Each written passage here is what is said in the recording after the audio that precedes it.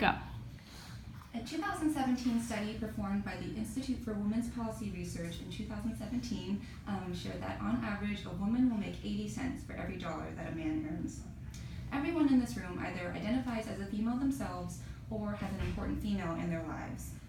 When I was young, I grew up with a very traditional Chinese family, and in our culture, women clearly did not hold the same value as men.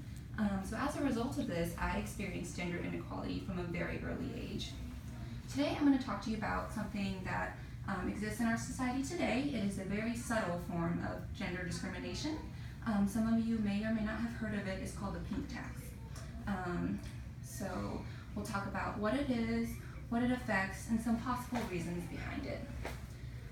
In America, we are a country that prides itself on fairness and equality. However, if you look a little closer and dig a little bit deeper, you'll find that this is not always the case. So, what exactly is the pink tax? The pink tax refers to the additional costs that women are being asked to pay for a lot of the same things that men pay and receive.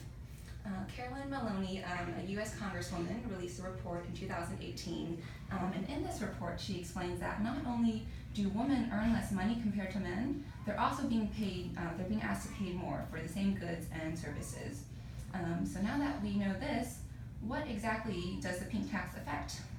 In 2018 August, the Government Accountability Office also released a study, and in this report they note that the products that are most affected by the pink tax are personal care and hygiene goods, so shaving goods, shampoos, perfumes, and colognes.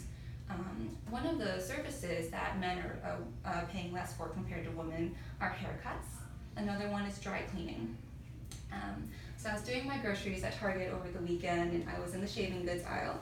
I noticed that Gillette, the razor brand, was selling a disposable 2-pack of 5-blade razors for men.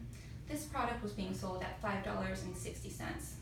I walked down over to the next aisle, and Gillette has their women's line, Gillette Venus. I'm sure you've heard of it. They were also selling a disposable 2-pack of 5-blade razors, except this one was being sold at $7.99. That's an additional $2.39 that I'm being asked to pay just because it's pink and just because I'm a woman.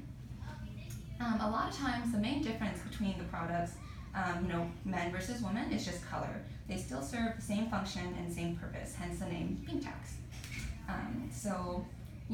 Hearing that clearly doesn't sound right, so it begs the question, why does this happen?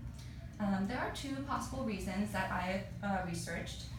The first one is tariffs. So sometimes women's products tend to have higher import taxes compared to men's products.